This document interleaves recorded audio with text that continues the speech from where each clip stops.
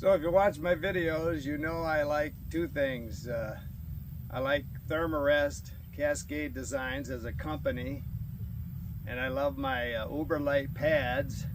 I've used them for a long time, but they aren't making them anymore. So I said in a past video that I'd let you know what happened with the last one that popped. The ribs come apart there and they pop. And I was almost embarrassed to call and ask, scream warranty, because I've done it with two already. And with this third one, I just didn't know if maybe 3 strikes you're out. Yeah, but they're such a great customer service company, and with no question, they replaced it and sent me a new one. And you just write on it and cross out Thermarest with a magic marker, put a RA return number on it, and they send you another pad.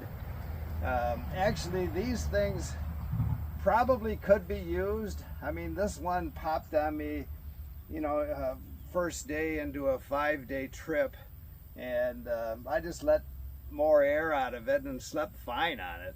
But these ribs are going to start coming together when there's not going to be any, I don't know if it's glue or however they're sealed in there. That's what gives. And again, I've said before, they're kind of on the cutting edge of being ultra light, and engineering wise, that's kind of pushing the envelope. And so now they've reset. They're not going to make the Uberlite for the foreseeable future. I don't know if they're working on that or not. If they do, I'll be the first guy to go back and buy one. I'm a semi-professional gram weenie. And so, the difference between this and my original one, which I'm going to get because they're not sending me another Uberlite, they're sending me the X-Lite. And the difference is 4 ounces, a quarter pounder. And, I sleep like a baby on it. I've always used Thermarest even before they came out with inflatables. I've used them for decades, and I'm not leaving that company. I know everybody's making pads now, but I'm a loyal customer. I've always been taken care of. They've always made a quality product. Now, when they sent me this new one, there was a mistake. I knew I had a problem when this big box showed up, and somehow wires got crossed and they sent me a large. So these are what they call the regular. These are 20 inches wide, 72 inches long. That's perfect for me. I sleep well on them. Some people need a wider pad. This one they sent, which is going back, they just sent me a return authorization. This one's going back, and they're going to send me, my original regular here. This thing is 25 inches wide and 77 inches long. Now I thought about, gosh, I don't want to bother these people again. Maybe I'll just keep it, but I'd have to buy a bigger backpack. And then I thought, well, I'd probably have to buy a bigger tent too. So then I thought, well, maybe I'll just keep it and use it for car camping. No, I'd have to buy a bigger car. So this thing comes in at 1 pound 4 ounces. They call it 1 pound 1 ounce, but on my scale it's 1 pound 4 ounces.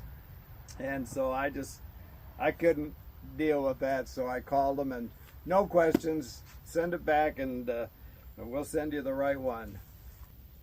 So the other thing that's changed about these, and I have, if you're a recreational 3-4 trip a year backpacker, this thing's probably not going to do this. It's probably going to last you the lifetime of your backpacking.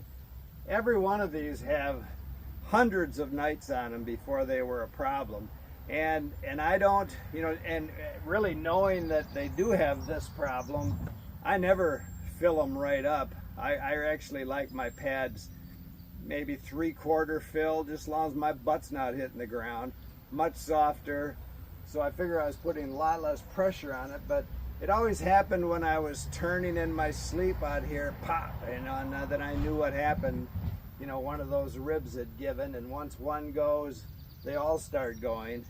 And again, it's not like you're out there on a through hike and that happens and you're out of luck, no, you can sleep comfortably on these things even in this condition. But again, it's just going to progressively get worse. So as these things have progressively been engineered up, they've changed valves. So they used to have these valves, and I think on the Uberlite, when they first came out, the Uberlite, I know a lot of people on the PCT were having valve issues, and you know, they've fixed that. I bought, just to try it, I thought this was a good idea. I bought an inflator, which is a Thermarest Neo-Air inflator, and I didn't carry it very long. I just blow them up with my breath for years. It didn't take that long, and then when I got to my second Uberlite, this won't even fit on. This is a much wider valve here that they've replaced and improved, so this wouldn't work anyway. And it came with this bag, which was the best thing they could have done, because I've seen people use these bags and I thought, that didn't look like a good idea. It's an excellent idea, and once I tried it, I'd never go back. I mean, this takes seconds to fill my pad up at night, and I love this thing. And I'm glad that the new X-Lights come with it. I checked this valve, it definitely fits onto this valve, so that's going to be a real plus. And again, it's probably going to last me much longer. You see all the patches on these things. Well, if you're sleeping on a pad, I don't care what brand you have, you're going to have these kind of issues. And I have spent hundreds of nights. I hike a lot in the desert. Everything in the desert pokes and punctures, and as careful as I am, I really take really good care of my gear. I use a ground cloth, and then I've got my bathtub floor. And still, especially in the desert, just like sand on a beach, you're going to get cactus spines and things that come into your tent, on your clothes, whatever, and you're going to get these little puncture holes. And it's very hard to fix these in the field.